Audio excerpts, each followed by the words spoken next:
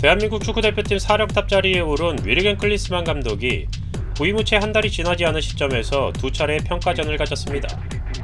경기 결과만 놓고 보면 1차전 콜롬비아와는 2대2 무승부, 2차전 우루과이에는 2대1로 패배해 합산 1무 1패로 실망스러운 성적표라고 할 수 있지만 팬들을 비롯해 전문가들의 평가는 경기 내용에 대해서는 박수를 보내며 합격점을 주고 있는 상황입니다.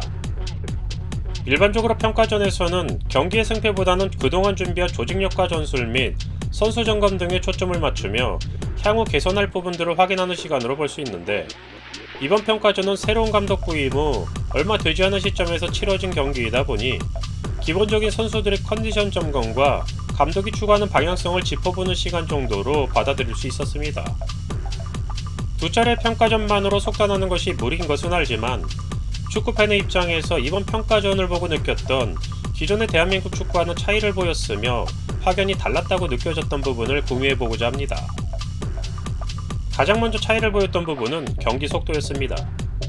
아마 이번 평가전을 보신 대부분의 팬들은 이게 과연 한국 축구가 맞아? 라는 물음표를 던졌을 것 같습니다. 기존의 한국 축구는 조직력과 체력을 바탕으로 역습 위주의 경기를 해왔습니다.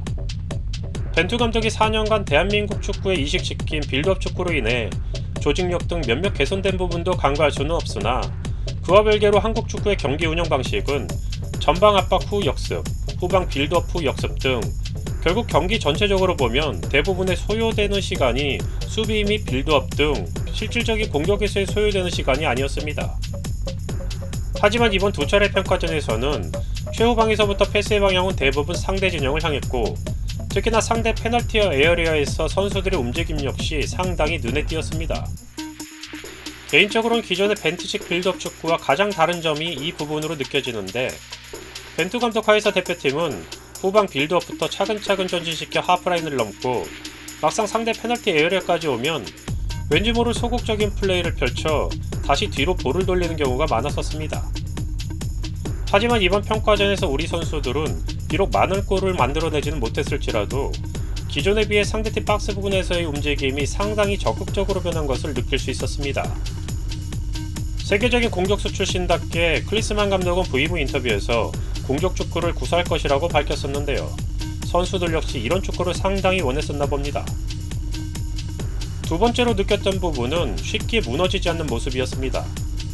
아마도 이 부분은 개선됐다고 보는 것이 맞을 듯 싶습니다. 강팀을 만난 경우 또는 상대의 강한 압박이나 실점을 당한 후 선수들은 정신적으로 흔들리고 심한 경우 자포자기하는 모습을 보일 수도 있습니다. 한국 축구 역시 이러한 과정을 거쳤으며 히딩크 감독 시절의 대한민국 축구를 기억하는 분들이라면 쉽게 납득하실 수 있을 것입니다. 주로 세계적인 강팀과의 평가전으로 월드컵 본선을 준비했던 히딩크 감독과 당시의 대표팀은 5대0이라는 별명이 붙여질 정도로 상대적으로 강한 팀들과의 경기에서 실력 차이를 느끼며 대량 실점하는 등 바라보는 입장에서는 이게 과연 정상적인 두 팀 간의 경기인가라는 의문이 들 정도의 경기를 보이기도 했습니다. 하지만 이번 평가전에서는 콜롬비아와 우루과이라는 상대적 강팀을 상대로 상대의 강한 압박과 실점 상황 후에도 쉽게 흔들리지 않고 비교적 짧은 시간 내에 경기력을 회복하는 모습을 보여줬습니다. 일부 축구 팬들은 이렇게 된 것은 벤투 감독의 조련 덕분이다라고 말할 수 있습니다. 그 부분에 대해서는 저 역시 공감합니다. 벤투 감독의 빌드업 축구는 우리에게 많은 것을 남겼습니다. 특히나 끊임없는 패스 게임으로 상대의 압박 속에서도 쉽게 흔들리지 않고 뻥축구가 아닌 패스 축구로 상대 진영으로 전진하는 방식으로 바뀌었습니다.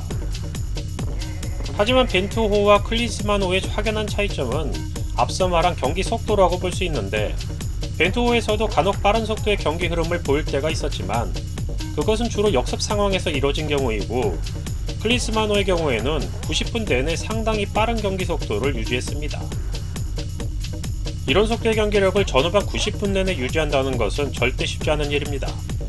이번 평가전 중 1차전 콜롬비아와의 전반전을 보고 아마 많은 팬들은 후반전에 기운 다 빠져서 무너지면 어쩌지? 이런 비슷한 생각을 한 경우가 있을 것 같습니다. 물론 후반전에 두 골을 실점당하긴 했지만 경기 전체를 놓고 보면 선수들의 컨디션이 급격히 다운됐다거나 멘탈이 흔들리거나 하는 모습은 전혀 보이지 않았고 전후반 내내 꾸준한 경기력을 유지했던 것으로 보입니다. 벤투 감독 시절부터 단련해온 빌드업 축구를 바탕으로 쉽게 흔들리지 않고 꾸준한 경기력을 유지하는 것이 이제는 상당한 수준에 올랐다는 것을 보여줬던 경기였던 것 같습니다. 이번 평가전에서는 몇몇 선수들이 특히나 눈에 띄었습니다. 당연한 얘기지만 1차전에서 2골을 넣은 손흥민의 대표팀에서의 역할은 더욱 중요시될 듯합니다. 공격 축구를 표방한 클린스만 감독에게 손흥민의 중요성은 굳이 설명 안 해도 될 부분이지만 팀의 성향이 안정보다는 공격 지향형으로 바뀐 현재 프리롤 역할로 경기에 나서는 손흥민의 모습은 기존과는 완전히 다른 모습을 보였습니다. 개인적으로는 콜롬비아전 경기는 태극마크를 달고 뛴 손흥민의 대표팀에서의 최고의 경기가 아니었나 싶을 정도였습니다. 벤투 감독 시절부터 프리롤 역할을 수행하기는 했었지만 과거에는 다소 제한적인 움직임을 보였던 반면에 현재 팀 성향상 손흥민의 움직임은 완전히 족쇄가 풀린 듯 경기장 전역을 휘젓고 다녔습니다. 또한 2차전에서 선발 출전한 이강인은 왜 팬들이 그토록 이강인을 원했었는지 스스로 증명해 보였습니다. 이강인의 개인적인 능력과 경기장에서의 활약은 이번 경기를 보신 분들이라면 모두 환호를 보냈을 것 같습니다. 이번에 이강인의 활약을 보고 우리나라 역대 선수들 중에 볼을 소유했을 때 상대팀 선수들이 한 번에 3명이 붙어서 마크한 적이 있었던가 등을 생각해보게 됩니다. 손흥민의 경우에도 일반적으로는 2명이 동시 마크하는 수준이지만 이번 경기에서 이강인이 볼을 잡은 경우에는 매 순간 우루과이 선수들은 3명이 달라붙어 그를 집중 마크했습니다. 이강인의 볼을 다루는 능력이 어느 정도인지 느끼게 해주는 장면이 아니었나 싶습니다. 비록 패하기는 했지만 우루과이전에서의 이강인은 가장 눈에 띄는 활약을 펼쳤고 가장 많은 파울을 얻어냈으며 경기 MVP라고 해도 과언이 아닐 정도였다고 생각됩니다. 황인범과 이재성의 경우에는 1, 2차전에서 모두 남다른 클래스를 선보이며 벤투 감독에 이어 클린스만 감독 하에서도 팀의 주축으로 자리매김할 것으로 보여지는데 특히나 90분 내내 끊임없는 움직임을 보이지 않은 클린스만의 공격 축구에서는 두 선수와 같은 강인한 체력이 각광받을 것으로 보여집니다. 현재 황인범과 이재성은 유럽에서도 상당히 좋은 경기력을 선보이며 팀의 주축으로 성장했으며 향후 더 높은 리그로의 이적도 멀지 않은 것으로 보입니다. 이제 새로운 출발을 알린 클린스만 감독의 대한민국 축구대표팀은 두 차례의 평가전을 통해 앞으로 한국 축구가 나아갈 방향을 보여줬습니다. 단지 2경기뿐이었지만 경기를 지켜본 팬들은 클린스만호의 공격 축구에 상당히 매료됐으며 앞으로의 대표팀의 활약에도 상당한 기대감을 갖게 되었습니다. 물론 몇몇 선수들의 노쇠화와 새로운 대표팀의 성향과 맞지 않는 선수들, 수비에서의 조직력과 대인 방어 능력 등을 개선하기 위해 새로운 선수들을 발굴하고 일부 포지션에서 세대 교체가 필요한 것도 분명합니다. 하지만 지난 4년간 대표팀 선수들이 벤투 감독과 함께 빌드업이라는 축구의 새로운 기본을 배우고 다지는 시간을 가졌다면 이제는 클린스만 감독과 함께 더 역동적이고 팬들을 열광시킬 수 있는 그런 축구로 방향성을 보여준 것만으로 향후 대한민국 축구대표팀에 대한 팬들의 응원은 더 높아질 것으로 보여집니다.